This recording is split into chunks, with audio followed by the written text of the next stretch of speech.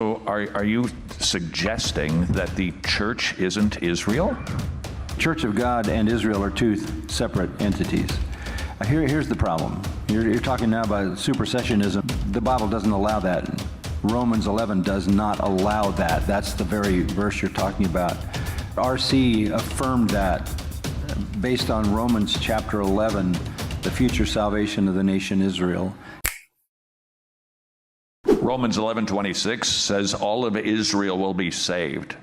Every Jewish person is good. What does that verse mean?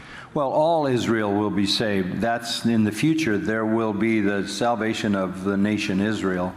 Paul basically in Romans 11 is saying that the gifts and callings of God are not repented of. God doesn't change his mind.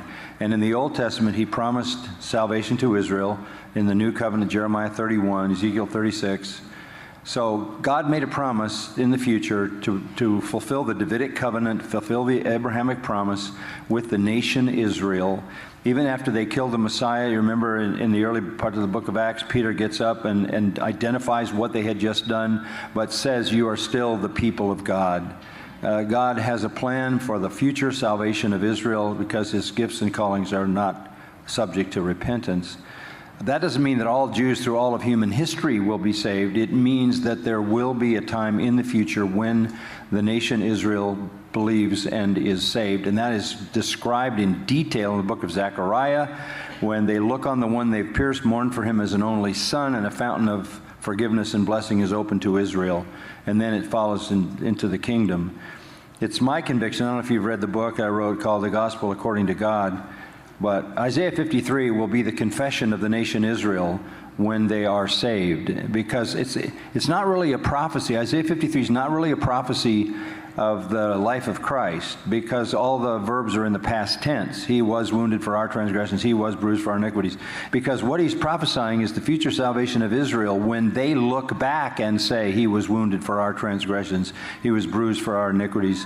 And by his chastening, we have shalom with God.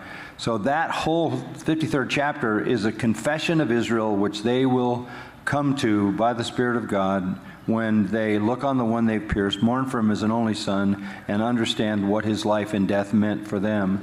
The prophets also say that 2/3 of the Jews will be purged out, but there will be a future salvation of living Jews who make up the nation Israel.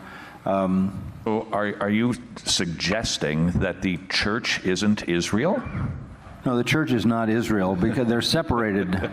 Church of God and Israel are two separate entities. Here's the problem. You're talking now about supersessionism. You're talking about the idea that all the promises to Israel has forfeited by its disobedience and are now belonging to the church. The Bible doesn't allow that.